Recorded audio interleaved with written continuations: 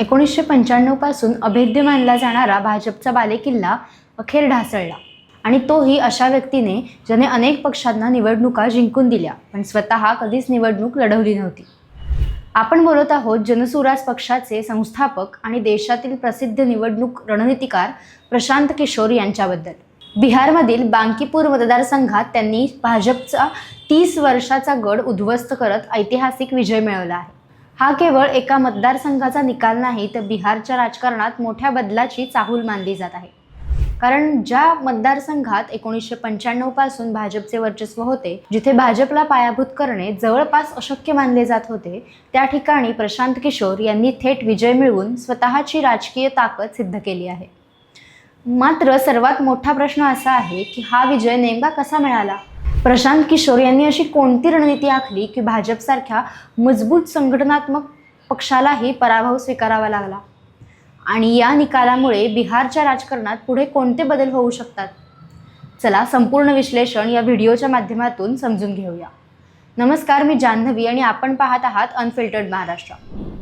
बांकीपूर हा बिहारच्या राजधानी पटना येथील अत्यंत महत्त्वाचा शहरी मतदारसंघ आहे। शिक्षित मतदार, व्यापारी वर्ग, मध्यमवर्गीय आणि सरकारी कर्मचारी यांचे या मतदारसंघात मोठे प्रमाण आहे। गेल्या 3 दशकांपासून हा मतदारसंघ भाजपचा बालेकिल्ला म्हणून ओळखला जात होता। 1995 नंतर झालेल्या जवळपास प्रत्येक निवडणुकीत भाजपने येथे विजय मिळवला आहे। त्यामुळे विरोधी पक्षांसाठी हा मतदारसंघ जिंकणे अत्यंत कठीण मानले जात होते। पण यावेळी चित्र पूर्ण बदललेले। प्रशांत किशोर यांनी केवळ प्रचारावर भर दिला नाही तर निवडणुकांच्या अनेक महिने आधीपासूनच मतदारसंघांमध्ये कामे सुरू केली होती। त्यांच्या रणनीतीचा पहिला महत्त्वाचा भाग होता ग्राउंड कनेक्ट। निवडणुकांच्या काही दिवस आधी मोठ्या सभा घेण्याऐवजी त्यांनी गावात, गल्लीबोळात आणि प्रत्येक बूथ स्तरावर कार्यकर्त्यांचे मजबूत जाळे तयार केले। स्थानिक समस्या समजून घेण्यासाठी त्यांनी स्वतंत्र टीम तयार केल्या। त्यामुळे लोकांना वाटले की एक नेता केवळ भाषण न देता त्यांच्या अडचणी ऐकायला आला आहे। दुसरा महत्त्वाचा मुद्दा म्हणजे डेटा आधारित मायक्रो स्ट्रॅटेजीज। प्रशांत किशोर यांची ओळखच डेटा विश्लेषण आणि मायक्रो प्लॅनिंगसाठी आहे। प्रत्येक बूथवरील मतदाराचा इतिहास, जातीय समीकरणे, वयोगट, महिला मतदार, पहिल्यांदाच मतदार करणारे युवक आणि स्थानिक मुद्दे यांचा सखोल अभ्यास करण्यात आला। यानंतर प्रत्येक भागासाठी स्वतंत्र प्रचार संदेश तयार करण्यात आला। एका भागात रोजगाराचा मुद्दा महत्त्वाचा होता तर दुसऱ्या भागात पाणी, रस्ते किंवा महागाईचा प्रश्न अधिक प्रभावी होता। यामुळे सर्वांसाठी एकच प्रचार न करता स्थानिक गरजांनुसार प्रचाराची दिशा ठरवण्यात आली। हीच मायक्रो स्ट्रॅटेजी त्यांची सर्वात मोठी ताकद मानली जाते। तिसरा महत्त्वाचा मुद्दा म्हणजे नकारात्मक प्रचार टाळणे। अनेक निवडणुकांमध्ये विरोधकांवर टीका हा प्रचाराचा केंद्रबिंदू असतो।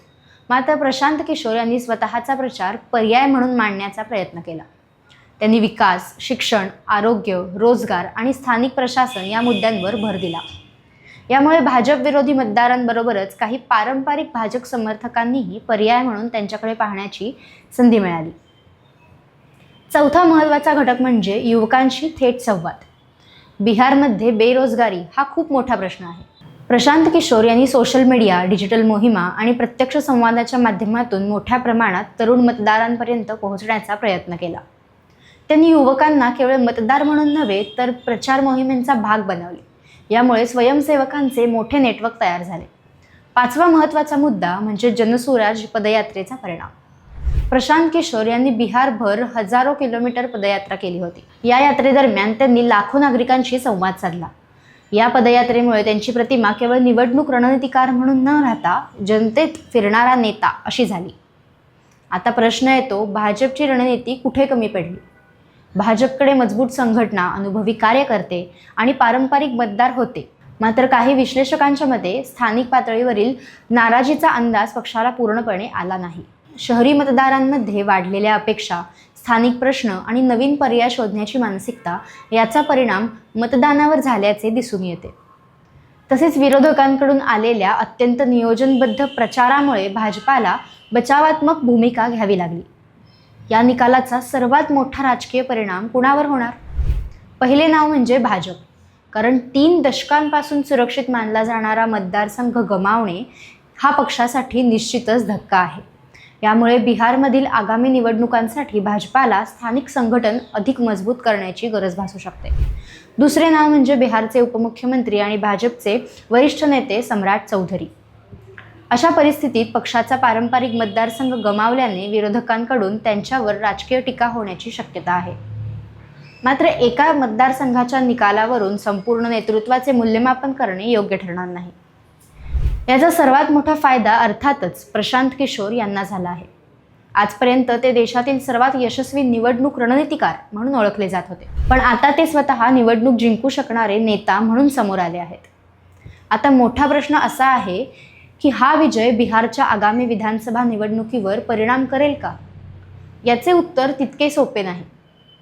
एका मतदारसंघातील विजय म्हणजे संपूर्ण राज्य जिंकण्याची हमी नसते.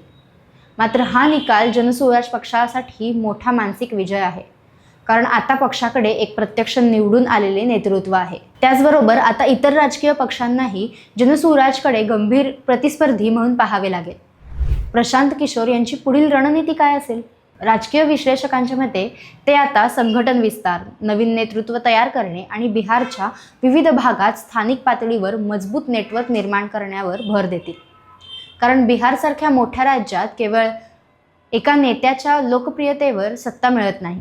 आणखी एक महत्त्वाचा मुद्दा म्हणजे प्रशांत किशोर यांची प्रतिमा.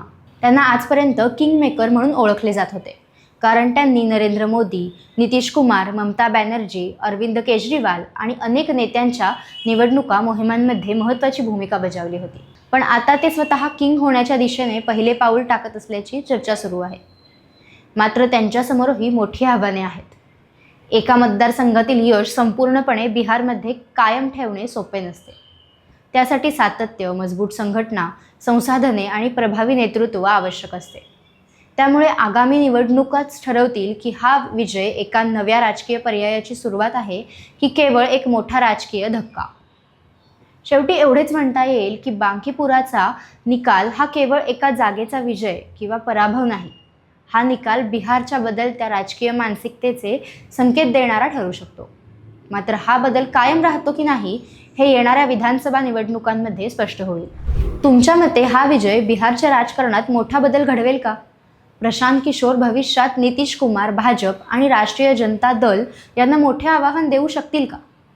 तुमचे मत कमेंट्समध्ये नक्की सांगा. व्हिडिओ आवडला असेल तर लाईक करा, शेअर करा आणि अशाच सखोल राजकीय विश्लेषणासाठी आमच्या चॅनलला सबस्क्राईब करायला विसरू नका. धन्यवाद.